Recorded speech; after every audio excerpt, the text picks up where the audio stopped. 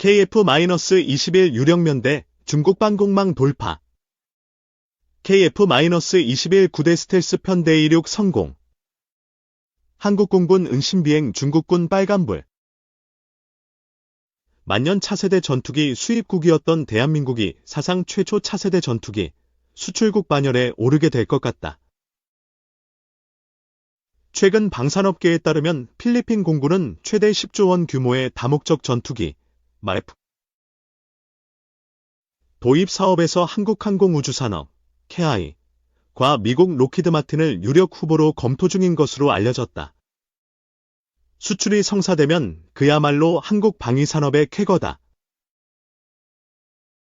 KF-21이 2022년 첫 시범 비행 성공 후 불과 2년 만에 수출 효자 상품으로 급부상했다는 점에서도 의미가 크다. 필리핀 공군은 지난 8월 머프 도입 사업에 착수했다. 차세대 전투기 40여 대를 사들이는 프로젝트다. 이를 위해 4천억 페소, 약 9조 6천억 원을 배정했다. 이 가운데 600억 페소, 약 1조 4천억 원을 들여 초도 10대를 구입할 계획이다. 군사 전문 매체 글로벌 디펜스에 따르면 당초 필리핀 공군은 한국의 KF-21, 미국 로키드 마틴의 F-16, 프랑스 라팔, 유럽 방산업체 합작품인 유로파이터 타이푼 등을 도입 대상으로 검토했다. 이 중 F-16과 KF-21을 최종 후보로 낙점한 것이다. KF-21은 가성비를 앞세워 유럽 경쟁사들을 제친 것으로 알려졌다. KF-21의 가격은 대당 980억 원으로 추산된다. 대당 1,500억 원 수준인 유로파이터 타이푼. 라팔보다 500억 원가량 저렴하다. 성능 면에선 F-16보다 월등 앞서 있다는 평가를 받는다. 1978년 처음 도입된 F-16은 4,500여 대가 25개국에 판매된 베스트셀러 전투기다. 스텔스 기능과 각종 전자전 장비가 빠진 4세대 전투기다. KF-21은 부분 스텔스 기능과 첨단 전자전 장비를 갖춘 4.5세대 기종이다. 2028년까지 공대지 전투 능력을 개발, 5체대 전투기로 양산을 시작할 방침이다.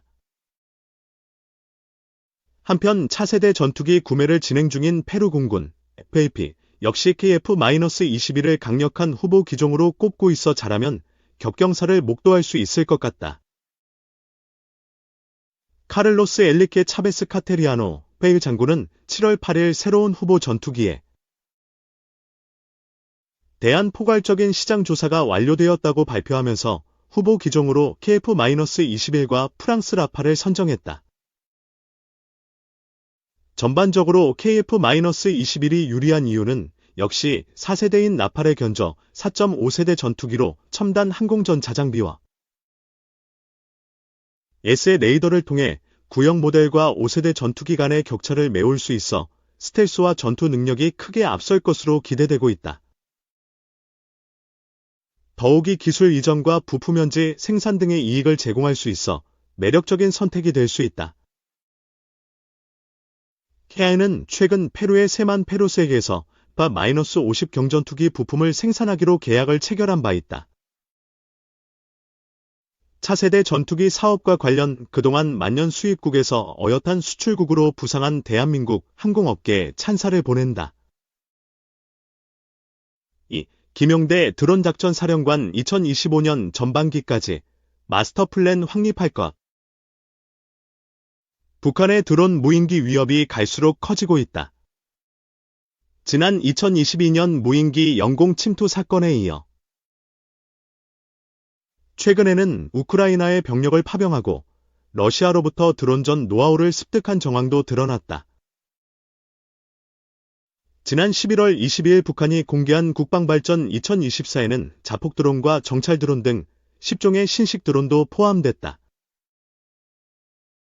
러시아 우크라이나 전쟁으로 현대전 양상이 드론전으로 흘러가고 있음이 여실히 드러난 현재, 북한의 드론 전력 강화는 대한민국의 반가운 소식이 아니다.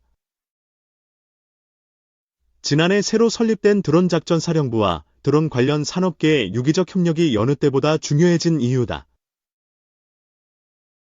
특히 사령부 차원에서 적 드론을 직접 탐지하고 무력화하는 대드론 체계 확보가 시급하다는 이야기가 나온다.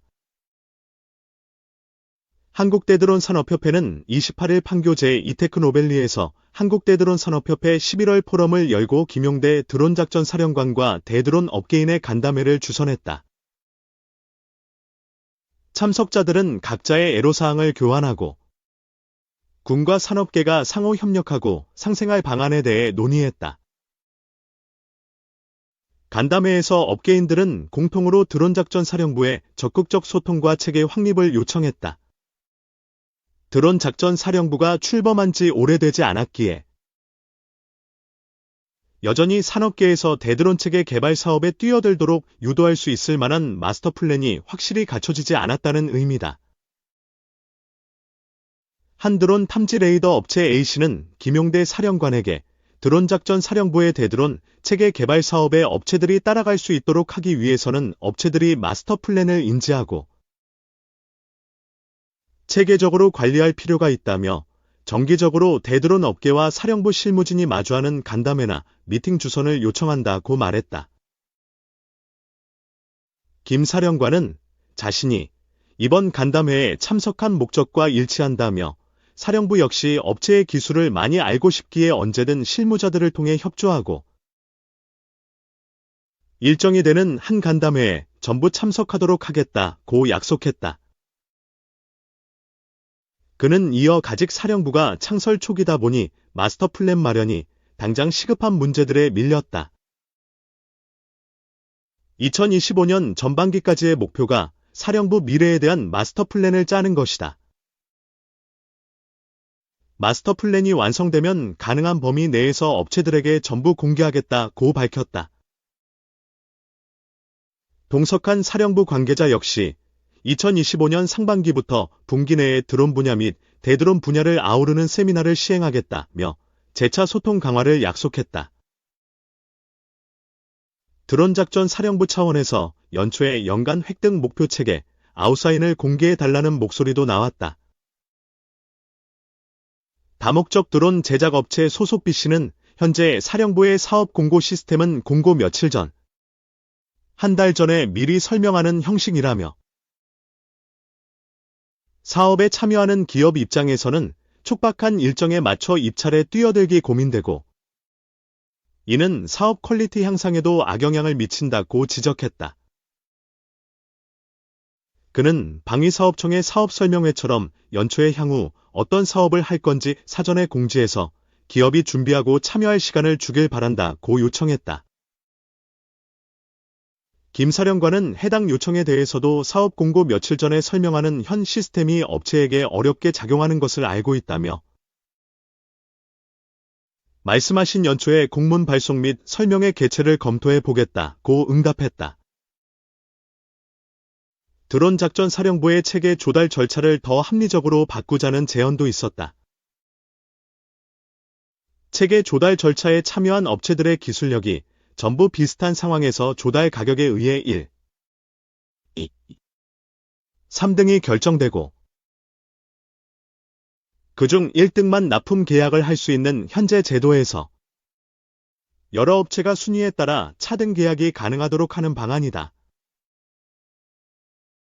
해당 제안을 한 이병석 경찰대 교수는 딜등이 80%를 가져가고 3등이 나머지 물량을 납품하도록 한다면 향후 MRO, 유지 보수 정비가 용이해지고 단일 업체 계약에 따른 리스크, 폐업 등도 줄어들게 돼서 군에 도움될 것이라며 기등과 3등 업체도 적은 물량을 납품하지만 국방 사업 납품 실적을 바탕으로 해외 진출 등에 도움이 될 것이라고 말했다. 업계와 드론작전사령부 모두 윈윈할 수 있는 상생 방안인 셈이다. 비슷한 사례도 있다. 지난 2023년 열린 항저우 아시안게임에서는 공안부가 30개의 안티드론 업체를 아시안게임에 전부 투입한 것이다. 이병석 교수는 중국은 국제적 행사에 자국 30개 기업을 투입하며 동시에 세계적 기업으로 만들었다며 대한민국 역시 2025년 NC 아시아 태평양 경제협력체 같은 국가적 행사에서 국내 기업 역량을 키울 수 있을 것이라고 제안했다. 김 사령관은 확답은 힘들지만 괜찮은 상생 방안이라고 생각한다. 검토하겠다고 답했다. 한편 이날 간담회에서는 드론 부품 국산화 정책 마련, 드론 작전 사령부의 전문성을 발휘한 시험평가 발전 방안, 드론 데이터 보안 강화 방안 등 산업계 전반에 걸친 다양한 현안과 발전을 위한 제언도 나왔다. 3. 이유 러시아 제재안에 북한군 파병 지휘 김영복 포함 유럽연합 EU에 러시아 제재안에 러시아에 파병된 북한군과 동행한 것으로 알려진 김영복 조선인민군 총참모부 부총참모장이 포함된 것으로 알려졌다. 27일 현지 시간 유럽연합 EU 전문 매체 이옵서버와 우크라이나 투 인디펜던트 등에 따르면 이날 EU가 발표한 제15차 대러시아 제재안에 김 부총참모장이 포함됐다. 매체에 따르면 제재안은 김 부총참모장에 대해 올해 김정은 북한 국무위원장과 함께 최소 7차례 공개석상에 동참했다며 이는 북한 군대 내에서 그의 역할이 중요하다는 것을 보여준다고 지적했다. 앞서 우크라이나 정부는 러시아에 파병된 북한군 장성 명단과 관련 김영복 조선인민군 총참모부 부총참모장 리창호 정찰총국장 신금철 인민군 소장 등이 포함됐다고 밝힌 바 있다. 폭풍군단으로 불리는 특수부대 제11군단장, 특수작전군 사령관 등을 지낸 김 부총참모장은 지난 3월 김 위원장의 서부지구 중요 작전훈련기지 방문 당시 포착됐다. 이번 제재안에는 중국, 인도, 태국 기업을 비롯해 최소 8개국의 개인 50명과 법인 30곳이 포함된 것으로 알려졌다. 이 중 중국 업체 4곳은 장거리 공격용 무인기, 드론, 부품을 러시아군에 제공했다고 이옵서버는 전했다. 이런 가운데 블라디미르 푸틴 러시아 대통령은 28일 카자흐스탄 아스타나에서 열린 집단안 보조약 기구, 캐스티오, 집단안 보위사회, KSC 회의에서 극초음속 미사일로 우크라이나 수도 키우의 의사 결정 기지나 군사시설, 방위 산업시설을 타격하는 방안을 검토 중이라고 밝혔다. 푸틴 대통령은 21일처럼 극초음속 중거리 탄도미사일, 오레시니크나 다른 유사한 미사일을 전투 상황에서 계속 시험할 준비도 돼 있다며 이는 우크라이나가 서방산 장거리 미사일로 우리 영토를 공격한 것에 대한 대응이라고 덧붙였다.